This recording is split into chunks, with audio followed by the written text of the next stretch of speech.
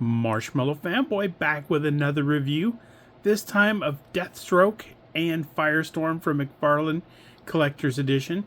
Firestorm came out pretty early in the line, and Deathstroke is one of the very latest. So why did I pair them up? There's no real good reason. Deathstroke is pretty new.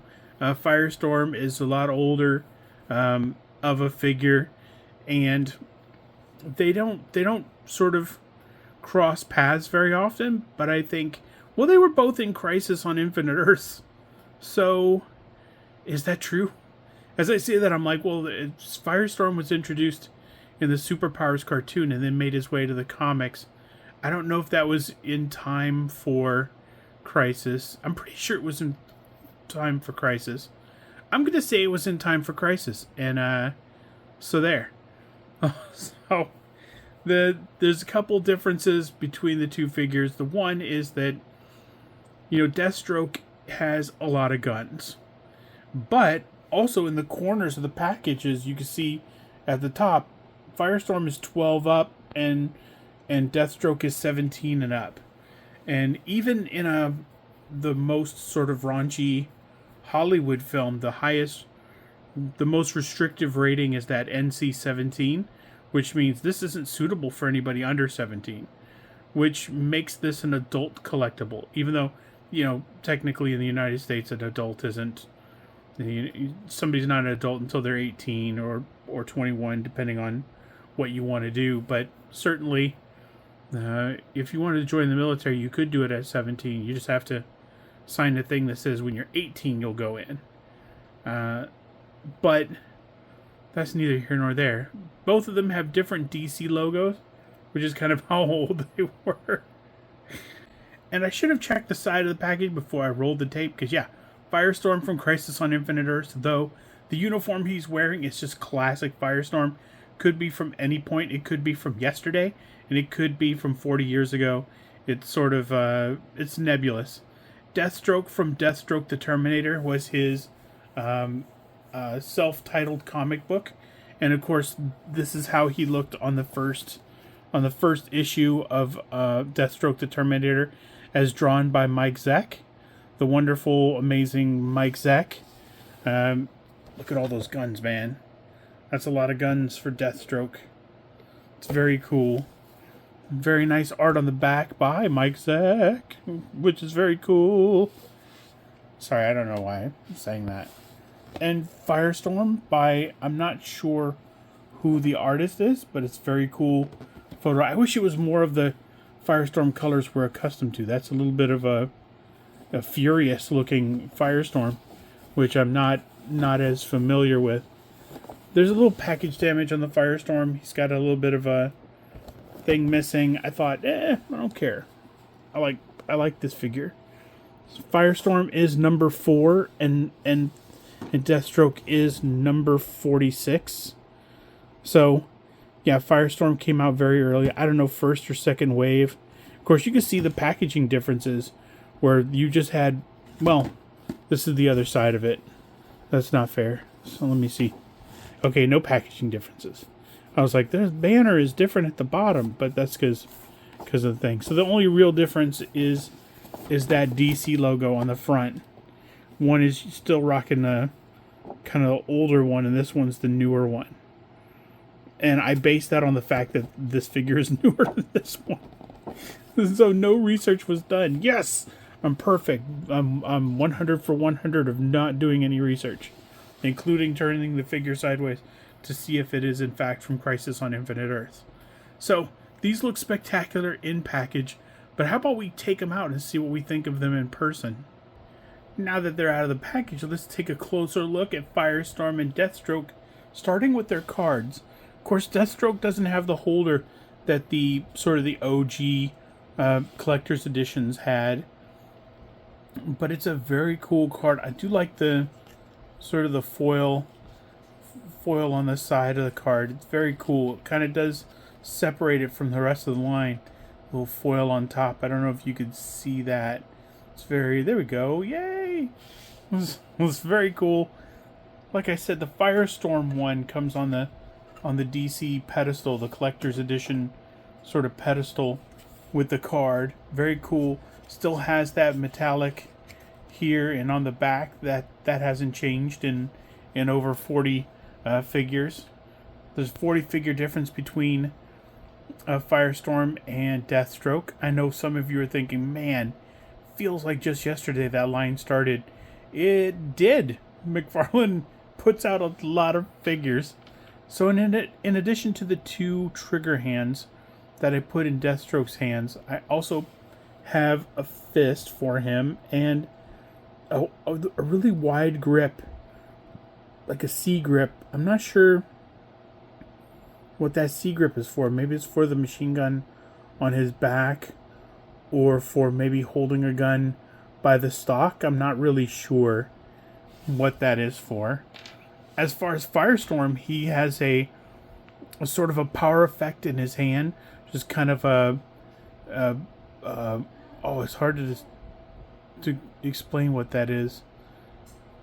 But he has sort of a fire trail off of one hand, and of course he has a matching hand that has the sort of the fist and the explosion. I don't know if that's meant to be sort of a exploding fist or what.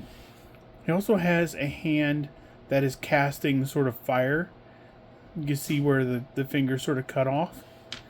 See, he has a pointer hand. He has 2 flight hands here for, when he's flying. And he's got 2 fists for punching. Sorry. 2 fists for punching. So with the variety of hands, you can get him into a lot of situations. He could be using his powers. He doesn't have to be. He could be flying. He could be at ease. He could be sort of mid, with one, with sort of the straight hand with a power thing and the other one ready to throw like a really big punch or something. There's a lot of options for Firestorm. Not as many for Deathstroke, but you just sort of don't want them. Deathstroke is either punching you or shooting you, so there's not a lot of variety in the hands there, which is completely fine. The deco on Firestorm, I would have loved it. And this was probably before they had things like platinums or whatever, but if they had a platinum, I'd have preferred a more superpowers color scheme, sort of a the bright yellow and everything. Also, the boots are sculpted really well. They have that red stripe, but the superpowers figure, I think, had the red around the boots and the red right down where that line is on his boot. I think the red ran down. And of course, like a lighter yellow would have been cool. I understand the muted yellow, and I understand sort of the sort of a too bright, red. I get that these are more kind of realistic and they're better colors for the character.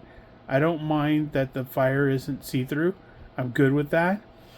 I like the sculpting of it. I like the colors. I like I like how it's just a little bit of difference in the hair and it separates it out. But I don't think it's a wash. I think it's just the way that the light hits it. It makes it look really good. But the fire on his arm just doesn't look much like fire or anything. Wish there would have been some effect where he had something in his hand and it was becoming something else to sort of really show off his power. But as it is, it just looks like he's a fire wielding character. Doesn't seem to be, anything that really makes him not special. I wouldn't say special. It's a really great character. It's a great figure.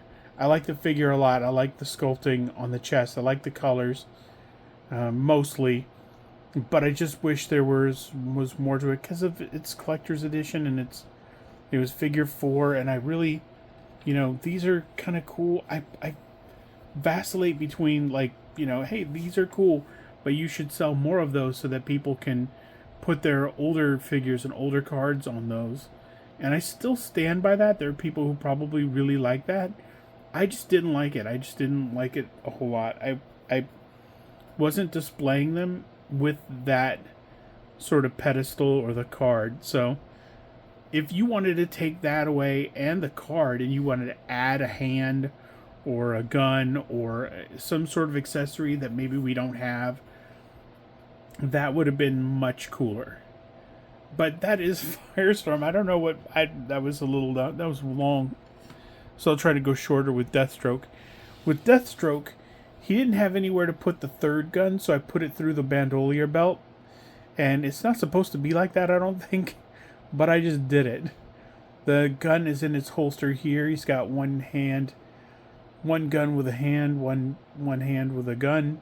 I'm not sure why that makes it different, but I just said it different, so there. But the paint is really cool. It looks just like the comic book. I like the boots have sort of a paint hit. I don't know what it's supposed to be, like the deep orange to the sort of the dark. Is it supposed to be kind of dirty, or I'm not really sure, but I love the gold. The gold hits along it make it really stand out, make it Deathstroke the Terminator. So that's what he looked like in Deathstroke the Terminator. I looked at the first, well, I can actually look at the trading card and I can see, yeah, he's got all those gold hits and he's got the, everything on there, is very cool, very detailed. I like this figure a lot. This is, of the McFarlane Deathstroke figures, I think I like this one better than the Arkham Asylum Deathstroke, or what was it? It was a video game deck. I think it was Arkham Asylum Deathstroke, but I definitely like it better than that weird Rebirth one that was all kind of stripped down and he came with a knife or something.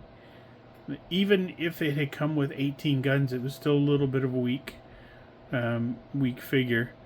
But this is more up my alley because he's putting out new Teen Titans figures, and he's got Beast Boy and his new Teen Titans uniform, Nightwing, and that original outfit. So who knows, before McFarlane goes and gives Mattel the license back, maybe he'll get around to all of them. But these two are very cool. Firestorm, you probably can't get much anymore. Deathstroke, if you look hard enough, you can find him. He's pretty easy to find right now. But until next time, enjoy your toys.